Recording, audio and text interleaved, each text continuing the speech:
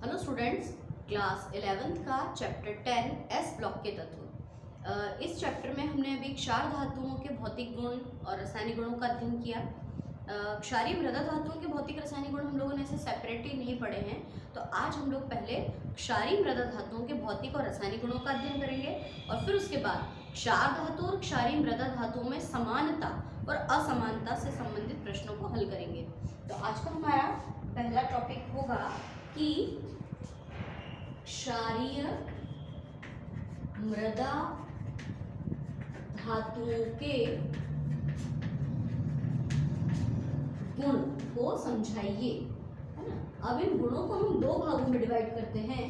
पहले तो हम बात करेंगे भौतिक गुणों की, क्षारीय मृदा धातुओं के भौतिक गुण, है ना, कि क्षारीय मृदा धातुएं कौन कौन सी होती हैं और इनके प्रमुख भौतिक गुण कौन कौन से हैं। तो सबसे पहला भौतिक गुण है कि भाई इसको मृदा धातु कहते हैं ना, तो ये कहाँ पाई जाती है?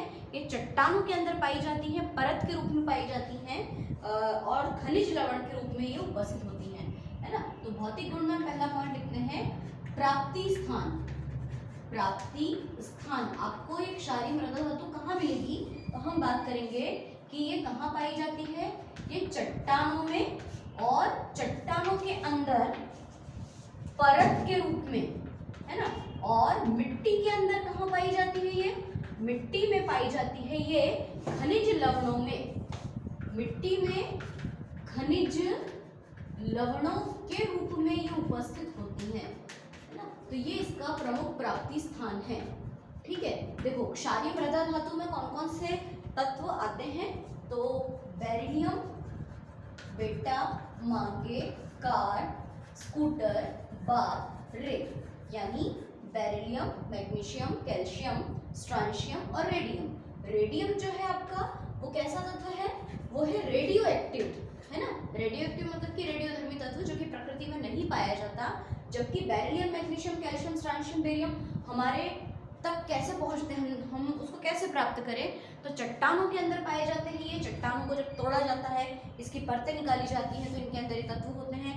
इसके अलावा ये मिट्टी के अंदर प्रेजेंट होते हैं। तो मिट्टी के अंदर जब हम खेती करते हैं तो जो पेड़ पौधों की जो जड़ें होती हैं, आप लोगों ने सुना होगा कि हम लोग पढ़ते हैं कि जो पौधे होते हैं उनमें जो पत्तियों वाला भाग होता है उसका प्रमुख कार्य क्या होता है? प्रकाश संश्लेषण करना, है ना। और जो जमीन के अंदर जो जड़ें जाती हैं उनका मुख्य कार्य क्या होता है? क्या बोलते हैं हम लोग कि जड़ों का मुख्य कार्य होता है कि मिट्टी से जल और खनिज लवणों का अवशोषण करना।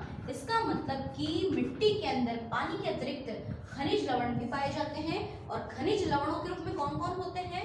तो सोडियम, पोटेशियम, मैग्नीशियम, कैल्शियम, इसके अलावा और भी बहुत सारे ऐसे तत्व जो आपको क्षारीय मृदा धातुओं के अंतर्गत जितने भी तत्व दिखाई दे रहे हैं, ये लगभग खनिज लवणों के रूप में भी रहते हैं। तो कुछ चट्टानों के अंदर भी पाए जाते हैं और फिर जब ये खनिज लवण पेड़ पौधों द्वारा अवशोषित कर लिए जाते हैं और हम जो भी भोज्य पदार्थ खाते हैं, अनाज, गेहूं, चावल, मक्का, ज्वार या सब्जियां या फल, और उन सब पदार्थों के अंदर, उन भोज्य पदार्थों के अंदर खनिज लवणों के रूप में कैल्शियम, मैग्नीशियम, पोटेशियम होता है ना। तो ये सभी आपको पता ही है कि कौन से, क्योंकि बायो का टॉपिक है वो, कि कौन से भोज्य पदार्थ में कौन सा तत्व पाया जाता है। तो आपको एक चीज याद रखनी है कि खनिज लवणों के रूप में और चट्टानों में परतों के रूप में ये क्षारीय मृदा धातुएं उपस्थित होती हैं। तो पहला तो हो गया प्राप्ति स्थान।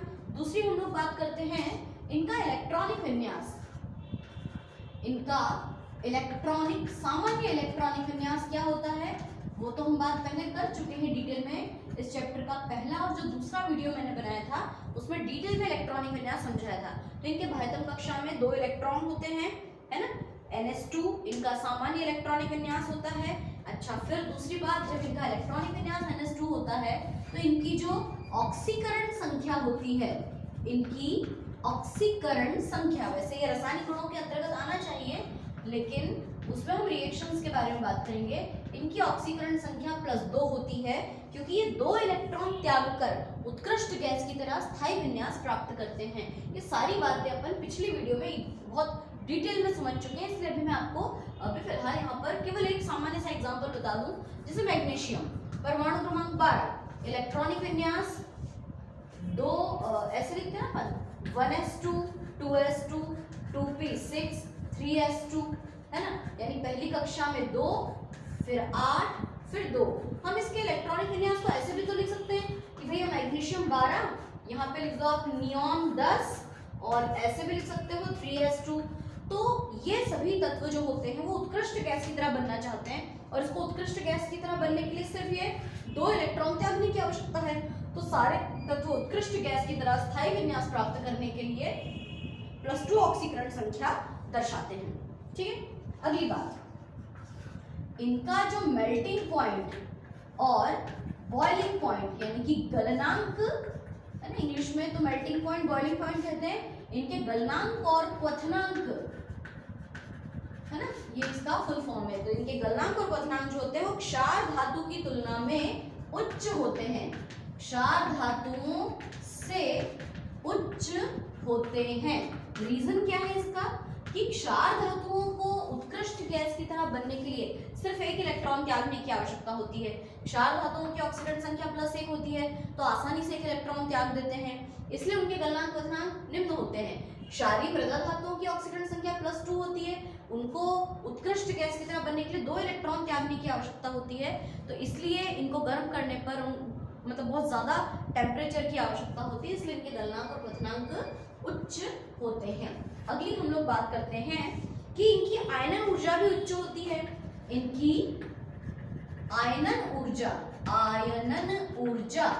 मतलब इलेक्ट्रॉन निकालने की क्षमता, आयनन ऊर्जा क्षार धातु से अधिक होती है, क्षार धातु से अधिक होती है। क्या होता है आयनन ऊर्जा का मतलब? हमने पिछली वीडियो में भी बात की थी कि किसी परमाणु के बाह्यतम कक्षा में से एक इलेक्ट्रॉन निकालने में लगी ऊर्जा। देखो मैं आपको इसका अर्थ समझाती हूँ। सोडियम का इलेक्ट्रॉनिक विन्यास है 11, है ना, परमाणु क्रमांक 11, सॉरी, इलेक्ट्रॉनिक विन्यास 2 8 1। तो सोडियम की बाह्यतम कक्षा में कुल कितने इलेक्ट्रॉन है? सिर्फ एक इलेक्ट्रॉन है ना, 2 8 और ये 1। जबकि मैग्नीशियम की परमाणु त्रिज्या भी थोड़ी सी इसकी तुलना में छोटी होती है, बाकी इसका इलेक्ट्रॉनिक विन्यास 2 8 2। अब देखिए आयनन ऊर्जा का मतलब क्या होता है? किसी परमाणु के बाह्यतम कक्षा में से इलेक्ट्रॉन को निकालने में लगी ऊर्जा। इसके बाह्यतम कक्षा में एक इलेक्ट्रॉन है और उसका इलेक्ट्रॉनिक विन्यास ऐसा है 3s1 और वो अयुग्मित है। जबकि मैग्नीशियम में क्या होता है? 3s2 मतलब कि युग्मित है। तो जोड़े के इलेक्ट्रॉन को तोड़ना बहुत मुश्किल होता है, मतलब इलेक्ट्रॉन का जो जोड़ा होता है, पेयर ऑफ इलेक्ट्रॉन, उनको तोड़ने में बहुत ज्यादा एनर्जी की आवश्यकता होती है। इसलिए मैग्नीशियम में से इलेक्ट्रॉन निकालना बहुत कठिन है और सोडियम में से इलेक्ट्रॉन निकालना सरल है। इसलिए हम कहते हैं कि क्षारीय मृदा धातुओं की आयनन ऊर्जा क्षार धातुओं की तुलना में बहुत अधिक होती है। रीजन कि इनके पास इलेक्ट्रॉन जोड़े में पाया जाता है और जोड़े के इलेक्ट्रॉन को तोड़ने में अधिक ऊर्जा की आवश्यकता होती है। तो ये कुछ हमने 5 पॉइंट्स पढ़े जो कि किसके अंतर्गत आते हैं? हमारे भौतिक गुणों के अंतर्गत आते हैं। अब हम लोग बात करते हैं इनके रासायनिक गुणों की, है ना। रासायनिक गुणों को हम लोग ध्यान से समझते हैं एक एक पॉइंट को। तो रासायनिक गुणों में हम पहला पॉइंट लिखेंगे रासायनिक गुण, chemical properties of alkali earth metal. ठीक है, तो सबसे पहला हमारा रासायनिक गुण है कि क्षारीय मृदा धातु अत्यंत क्रियाशील होते हैं, है ना, बहुत ज्यादा क्रियाशील होते हैं। रीजन कि इनके बाह्यतम कक्षा में 2 इलेक्ट्रॉन होते हैं, तो 2 इलेक्ट्रॉन को त्याग कर वो आसानी से क्या करते हैं? 2 इलेक्ट्रॉनों को आसानी से त्याग कर वो अन्य तत्वों के साथ में क्रियार धातुओं के जो रासायनिक गुण हैं उनमें पहला पॉइंट हमने देखा कि ये अत्यंत कैसे होते हैं? क्रियाशील, है ना। क्षारीय मृदा धातुएं अत्यंत क्रियाशील होती हैं, लेकिन अगर अपन तुलनात्मक रूप से क्षार धातु से इसकी तुलना करें तो ये क्षार धातु से कम क्रियाशील होती है। क्षार धातुएं ज्यादा क्रियाशील और मृदा धातुएं कम क्रियाशील होती है। रीजन वही है कि 2 इलेक्ट्रॉन त्याग कर उनको स्थायी विन्यास प्राप्त करना होता है, जबकि ये तो एक ही इलेक्ट्रॉन त्याग कर स्थायी विन्यास प्राप्त कर लेता है। फिर दूसरी बात आती है कि क्षार धातुएं मतलब मृदा धातुएं, सॉरी बार बार क्षार धातु बोलने में आ रहा है, क्षारीय मृदा धातु ऑक्सीजन से क्रिया कर ऑक्साइड बनाती हैं, क्षारीय ऑक्साइड बनाती हैं। और ऑक्साइड इनके कैसे होते हैं? MO प्रकार के ऑक्साइड बनाते हैं, है ना। क्षारीय मृदा धातुएं ऑक्सीजन से क्रिया करके MO प्रकार के ऑक्साइड बनाते हैं। और इनका जो बेरिलियम ऑक्साइड होता है, मतलब वैसे तो इनके सारे ऑक्साइड क्षारीय होते हैं, लेकिन जो पहला वाला ऑक्साइड है ना वो उभयधर्मी होता है। मैं समझाती हूँ कैसे बनाते हैं। यहाँ पे M का मतलब है beryllium, magnesium, calcium, strontium, barium और रेडियम। तो रेडियम तो रेडियोएक्टिव है, M plus O2 is equal to MO। अब आप भली वैल्यू रख के देख लो। जैसे सबसे पहला बेरिलियम प्लस ऑक्सीजन से क्या बन जाएगा, बेरिलियम ऑक्साइड, या मैग्नीशियम प्लस ऑक्सीजन, इससे क्या बन जाएगा, मैग्नीशियम ऑक्साइड। इसको बैलेंस भी करते जाना है अपने को, है ना, ठीक है। फिर ऐसे कैल्शियम प्लस ऑक्सीजन से क्या बन जाएगा, कैल्शियम ऑक्साइड। तो जो क्षारीय मृदा धातु होती है वो ऑक्सीजन से क्रिया करके ऑक्साइड बनाती हैं। और इनके ऑक्साइड कैसे होते हैं, इनके ऑक्साइड क्षारीय होते हैं। लेकिन जो बेरिलियम का ऑक्साइड है वो उभयधर्मी होता है। उभयधर्मी शब्द का क्या मतलब है कि इसमें अम्लीय और क्षारीय दोनों गुण इसके अंदर प्रेजेंट होते हैं। मतलब ये जल से क्रिया करके अम्ल भी बना सकता है और क्षार भी बना सकता है, ठीक है। तो उभयधर्मी नेचर का होता है। तो हम चाहें तो इसको ऐसे भी लिख सकते हैं, आप लोग इसको ऐसे भी लिख सकते हो कि सारे ऑक्साइड्स के बारे में लिख दें, बेटा, मांगे, कार, स्कूटर, है ना, बापरे मतलब बेरिलियम, और वो तो आएगा ही नहीं आखिरी वाला, अंतिम वाला, है ना, क्योंकि वो रेडियोधर्मी है। तो यहाँ पे हम लिख सकते हैं कि जो बेरिलियम है वो तो उभयधर्मी है, उभयधर्मी होता है इसका ऑक्साइड। और बाकी सारे जो ऑक्साइड्स होते हैं वो कैसे होते हैं, क्षारीय ऑक्साइड होते हैं, ठीक है। मतलब जल से क्रिया करके हाइड्रोक्साइड्स बनाते हैं, जबकि ये जल से क्रिया करके हाइड्रोक्साइड्स और एसिड और मतलब अम्ल और क्षार दोनों देते हैं। फिर अगली बात करते हैं कि ये जल से क्रिया करके हाइड्रोक्साइड कैसे बनाते हैं, है ना। मृदा धातु जल से क्रिया कर MOH का होल ट्वाइस प्रकार के हाइड्रोक्साइड बनाते हैं। MOH प्रकार के हाइड्रोक्साइड बनाते हैं, है ना। और इनकी क्षारीयता ऊपर से नीचे आने पर बढ़ती है। तो कैसे बनाते हैं, मैं आपको एक समीकरण बता दूं, इससे आप लोग समझ जाएंगे। देखो ये है क्षारीय मृदा धातु, इसकी क्रिया हम जल से कराते हैं H2O से। तो किस प्रकार के हाइड्रोक्साइड बनाएंगे, ये MOH का होल ट्वाइस। अब इसको बैलेंस करना पड़ेगा अपने को। O 2 बार है तो यहाँ पे 2 लगा दो। अगर अपन यहाँ पर 2 लगाएंगे तो H कितना हो गया, 2 दूनी 4। तो ये जल से क्रिया करके अगर अपन यहाँ पे 2 लगाते हैं तो ऑक्सीजन भी फिर देखो 2 दूनी 4 हो जाएगा। इसलिए इस क्रिया में हाइड्रोजन भी मुक्त होती है। देखो आपका बैलेंस हो गया समीकरण, है ना। अब इसको कैसे बनाएंगे अपन, देखिए कैल्शियम प्लस 2H2O। कैल्शियम की क्रिया अगर अपन पानी से कराते हैं तो CaOH का होल ट्वाइस बनता है और प्लस बनने में हाइड्रोजन गैस भी मुक्त होती है ना। तो ये सभी क्षारीय मृदा धातुएं जल से क्रिया करके MOH प्रकार का हाइड्रोक्साइड बनाती है। देखो मैग्नीशियम के हाइड्रोक्साइड का सूत्र ये होगा, है ना, या स्ट्रोंशियम के हाइड्रोक्साइड का सूत्र इस तरह से होगा। और इनके जो हाइड्रोक्साइड्स होते हैं वो पानी में घुलने पर आयनित हो जाते हैं और आयनन के पश्चात क्या देंगे, M के ऊपर तो 2+ चार्ज और OH के ऊपर माइनस चार्ज, ठीक है। तो क्योंकि ये जल में घुलने पर जल से क्रिया करके हाइड्रोक्साइड बनाते हैं और जल में विलय होने के पश्चात ये OH- आयन देते हैं, इसलिए क्षारीय नेचर के होते हैं। और इनका जो क्षारीय गुण होता है वो समूह में ऊपर से नीचे आने पर बढ़ता है ना। ऊपर से नीचे आने पर ये बहुत ज्यादा क्षारीय हो जाते हैं। तो देखिए कैसे लिखेंगे अपन इसको। सबसे पहले बेरिलियम का हाइड्रोक्साइड, है ना, फिर मैग्नीशियम, बेटा, मांगे, है ना, ऐसे लिखते जाओ, कार, फिर स्कूटर, OH का होल ट्वाइस, है ना, और बापरे तो बेरियम हाइड्रोक्साइड। इनकी जो क्षारीयता होती है वो समूह में ऊपर से नीचे आने पर बढ़ती है। तो सबसे ऊपर है बेरिलियम, वो सबसे कम क्षारीय, जैसे जैसे ऊपर से नीचे आएंगे, ऊपर से नीचे आने पर इनकी क्षारीयता बढ़ती है। क्यों बढ़ती है? क्योंकि ऊपर से नीचे आने पर आकार बढ़ता है ना, तो आकार बढ़ने के साथ साथ इनका जो बंध है वो काफी कमजोर हो जाता है ना। जैसे बेरियम का आकार सबसे बड़ा है और मान लो ये OH यहाँ जुड़ा हुआ है, तो बंध के बीच की लंबाई अधिक है, नाभिक से आकर्षण बहुत कम है, तो बहुत आसानी से ये हाइड्रोक्साइड आयन त्याग देते हैं। इसे ऊपर से नीचे आने पर आकार बढ़ने के साथ साथ इनकी क्षारीयता का मान बढ़ता है। ठीक है, अब आगे की बात करते हैं हम। ये हैलोजन से क्रिया करके हैलाइड्स बनाते हैं, है ना। कितने रासायनिक गुण हो गए हमारे? 3 पॉइंट्स क्लियर हो गए। अगला हम लिखते हैं कि ये हैलोजन से क्रिया कर MX2 प्रकार के हैलाइड बनाते हैं।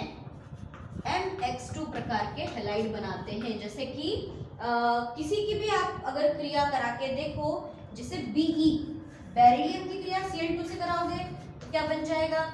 BeCl2 beryllium dichloride. या मान लीजिए कि ये कैल्शियम Cl2 से क्रिया करेगा तो क्या बना लेगा? Calcium chloride. और कोई पर्टिकुलर क्लोराइड लेने की जरूरत नहीं है हम क्लोरीन के स्थान पे ब्रोमीन, आयोडीन, फ्लोरीन इनकी भी क्रिया करवा सकते हैं। तो ये हैलोजन से क्रिया करके हैलाइड्स बनाते हैं और इनके जो हैलाइड होते हैं ना, वो कैसे होते हैं? सहसंयोजी प्रकृति के होते हैं। इनके हैलाइड्स सहसंयोजी प्रकृति के होते हैं। कैसे होते हैं अपन अभी समझते हैं इसको।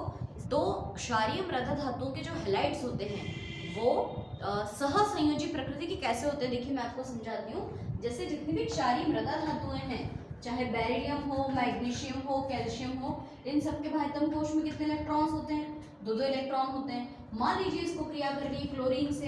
क्लोरीन का परमाणु क्रमांक कितना होता है? क्लोरीन का परमाणु क्रमांक होता है 17।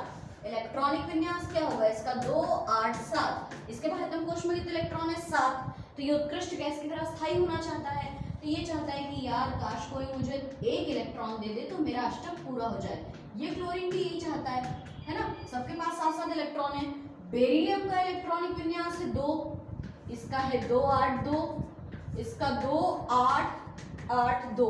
ये सारे तत्व ये चाहते हैं कि भैया कोई हमसे 2 इलेक्ट्रॉन ले जाए, तो हम 2 इलेक्ट्रॉन ले देकर अपना भाइतम कोश में अष्टक पूरा कर ले।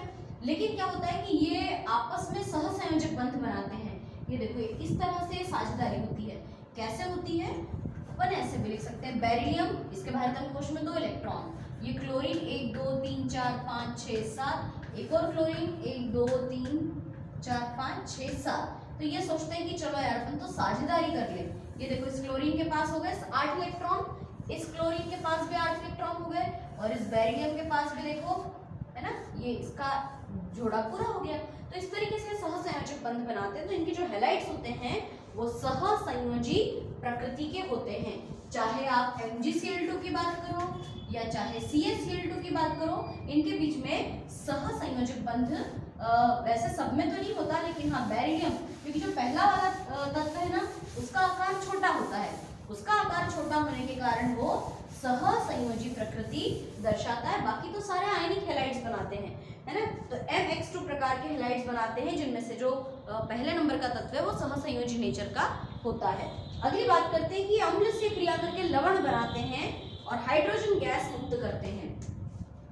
5वां पॉइंट है अम्ल से क्रिया कर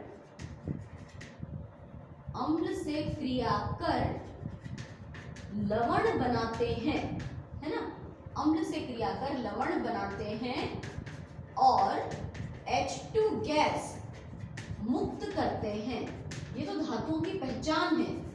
क्या पहचान है धातुओं की?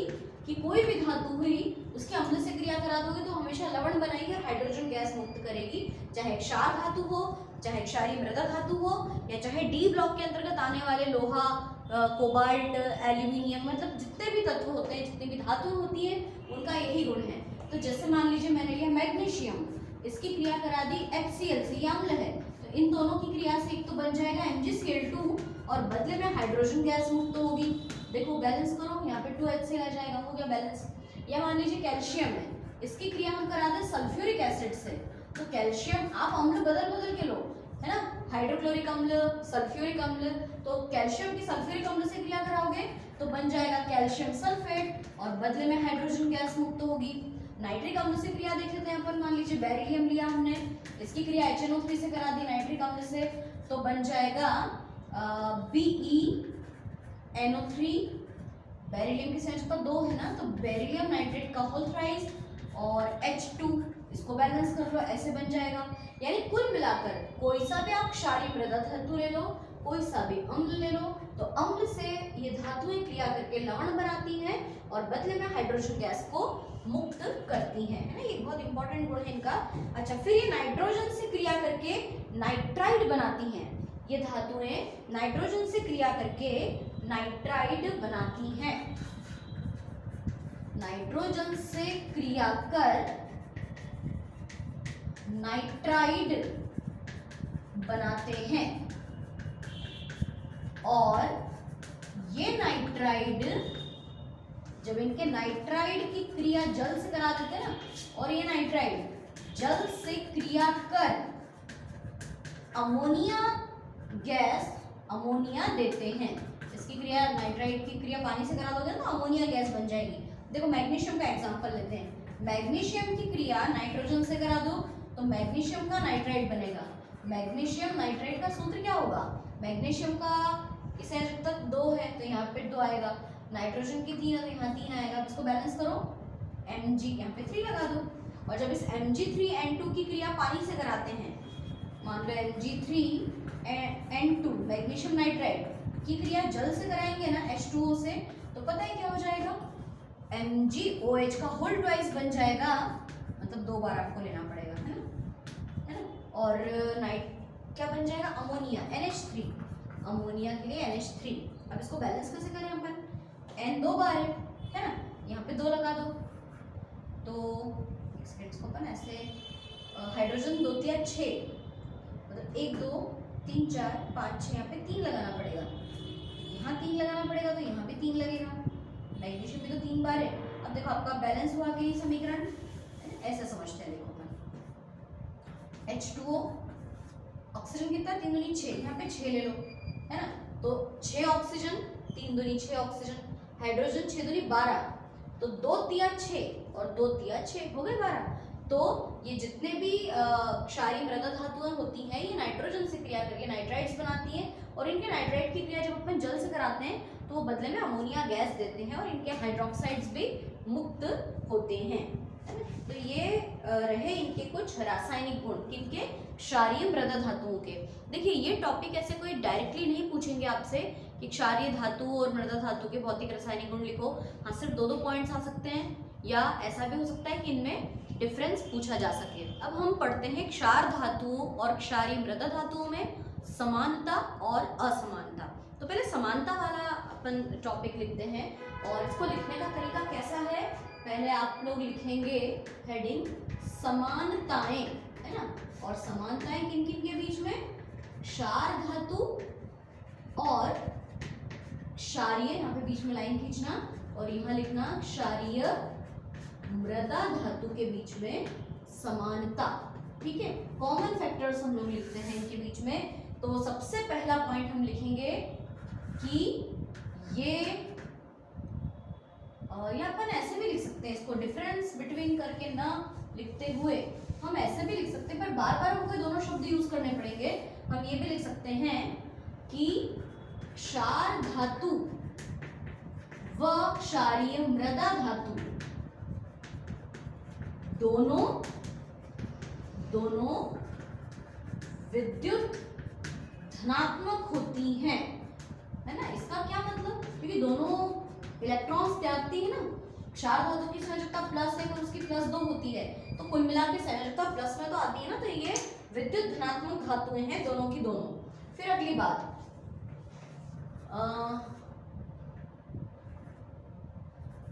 दोनों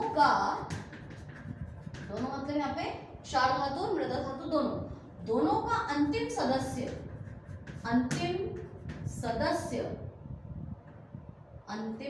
कौन कौन है, हेलिना की रब से फरियाद, यानी फ्रेंशियम, और बेटा मांगे कार स्कूटर, बाप रे रेडियम, दोनों का अंतिम सदस्य फ्रेंशियम और रेडियम रेडियोधर्मी है। रेडियोधर्मी मतलब कि रेडियो एक्टिव तत्व है, प्रकृति में नहीं पाए जाते और अल्फा बीटा गामा किरणें त्यागते हैं।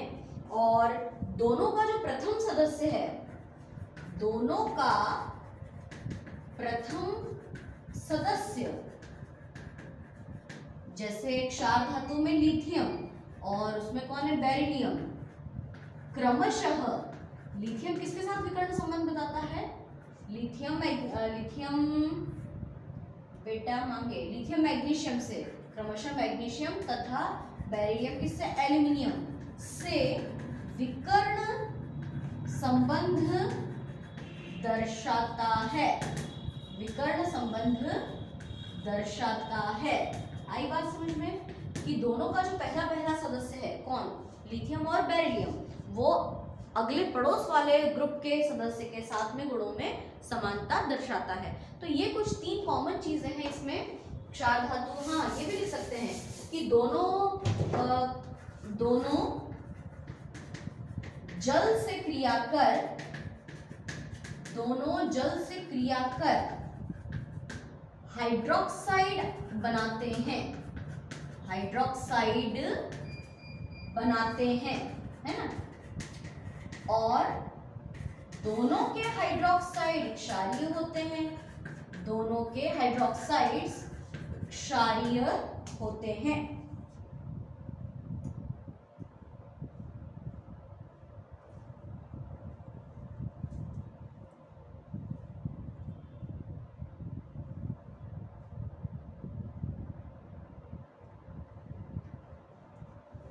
दोनों के हाइड्रोक्साइड्स क्षारीय होते हैं, है ना। तो ये कुछ कॉमन बातें हो गई। अब अपन इनमें असमानता वाला प्रश्न पढ़ते हैं कि दोनों में क्या डिफरेंस हो सकते हैं। तो हम लोग यहाँ पर लिख सकते हैं, एक तरफ हम लिखेंगे, हेडिंग तो डाल दे रहे हैं, असमानताएं। किन किन में असमानताएं, क्षार धातु और क्षारीय मृद धातु में। तो एक तरफ तो हम लिखते हैं क्षार धातु और एक तरफ लिखते हैं क्षारीय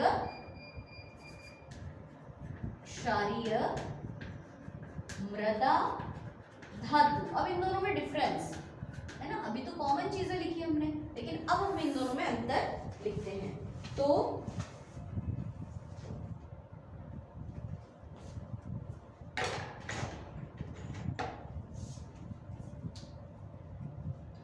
पहला पॉइंट है ना, पहला पॉइंट क्या लिखेंगे हम कि इसकी संयोजकता, इनकी क्षार धातुओं की संयोजकता +1 है ना। क्षार धातु की संयोजकता +1 है, जबकि क्षारीय मृदा धातुओं की संयोजकता कितनी है, संयोजकता, अच्छा संयोजकता के लिए प्लस लगाने की जरूरत नहीं है। क्षार धातुओं की संयोजकता 1 है और इसकी संयोजकता 2 है ना। संयोजकता और ऑक्सीकरण अवस्था दोनों में डिफरेंस होता है। फिर दूसरा पॉइंट हम लिख सकते हैं कि इसकी ऑक्सीकरण अवस्था +1 है, जबकि यहां हम लिखेंगे कि इनकी ऑक्सीकरण अवस्था कितनी होगी, +2 है। आप लोगों को थोड़ा सा कंफ्यूजन हो रहा होगा कि ऑक्सीकरण अवस्था और संयोजकता तो एक ही बात होती है, तो अलग अलग तरह से क्यों लिखा जा रहा है, तो देखते हैं हम।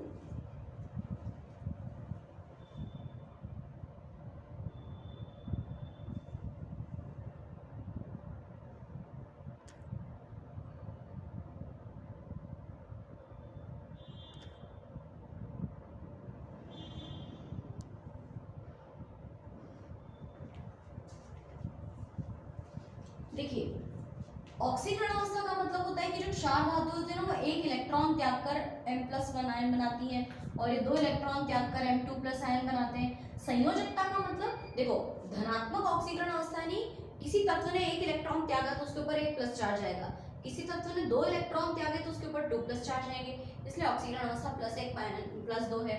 संयोजकता का मतलब होता है कि किसी परमाणु के बाह्यतम कोश में कितने इलेक्ट्रॉन है, जैसे सोडियम के बाह्यतम कोश में 1 इलेक्ट्रॉन है तो इसकी संयोजकता 1 है, और सोडियम ने एक इलेक्ट्रॉन त्यागा इसलिए ऑक्सीकरण संख्या +1 है। ऐसे देखो मैग्नीशियम का परमाणु क्रमांक है 12, इलेक्ट्रॉन विन्यास होगा 2 8 2, तो इसके बाह्यतम कोश में कितने इलेक्ट्रॉन है 2, तो इसकी संयोजकता कितनी हुई 2। किसी परमाणु के बाह्यतम कक्षा में जितने इलेक्ट्रॉन होते हैं वो उसकी संयोजकता होती है, और किसी परमाणु द्वारा जितने इलेक्ट्रॉन त्यागे या ग्रहण किए जाते हैं वो उसकी ऑक्सीकरण अवस्था होती है।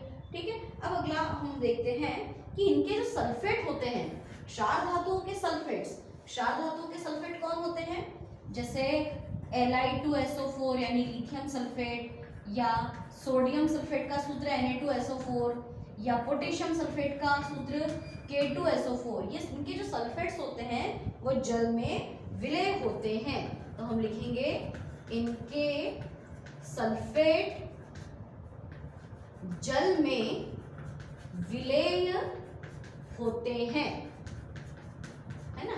जबकि यहाँ पे हम लिखेंगे तीसरा पॉइंट, अच्छा इनके सल्फेट कौन होते हैं पता है, इनके सल्फेट का सूत्र ऐसा होगा, barium sulphate, magnesium sulphate, calcium sulphate. चूंकि सल्फेट और इनकी संयोजकता सेम होती है ना, बराबर होती है, इसलिए इनका सूत्र ऐसा होता है। तो इनके सल्फेट जल में, इनके सल्फेट जल में अविलय होते हैं, मतलब पानी में नहीं घुलते हैं, है ना। ये इसमें डिफरेंस है दोनों में, बहुत क्लियर डिफरेंस बताया गया है ये।